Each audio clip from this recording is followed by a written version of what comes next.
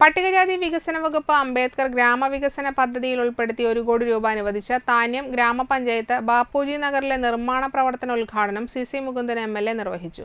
ബാപ്പുജി നഗറിലെ 16 വീടുകളുടെ പുനരുദ്ധാരണം, 250 മീറ്റർ റോഡ് വീതി കൂട്ടി കോൺക്രീറ്റ് ചെയ്ത പുനർനിർമ്മാണം, ഇലക്ട്രിക് പോസ്റ്റുകൾ മാറ്റി സ്ഥാപിക്കൽ, കാനകളുടെ നിർമ്മാണം, കിണറുകളുടെ പുനരുദ്ധാരണം, സംരക്ഷണ ഭിത്തി നിർമ്മാണം എന്നിവയാണ് പ്രവൃത്തിയിൽ ഉൾപ്പെട്ടിരിക്കുന്നത്.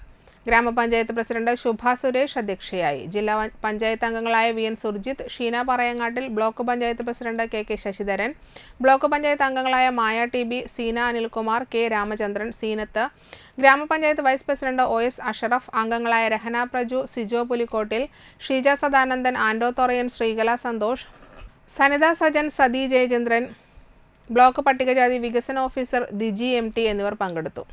നാട്ടിക നിയോജക മണ്ഡലത്തിൽ 3 വർഷത്തിനിടെ 5 പട്ടികജാതി സങ്കേതങ്ങൾ അംബേദ്കർ ഗ്രാമവികസന പദ്ധതിയിൽ ഉൾപ്പെടുത്തി നവീകരിക്കുന്നതിനായുള്ള പ്രവർത്തനങ്ങൾ നടന്നുവരുന്നതായി MLA പറഞ്ഞു.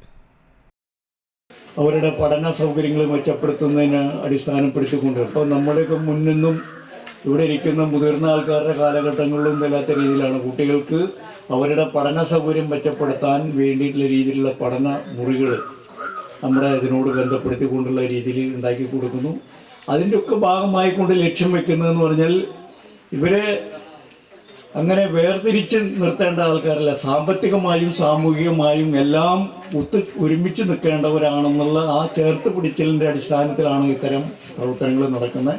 അത് ഇനിയും ഈ സർക്കാർ ഇനിയും അത് തുടർന്ന് കൊണ്ടുപോകുമെന്നാണ് നമുക്കെല്ലാം ഉള്ളൊരു വിശ്വാസം.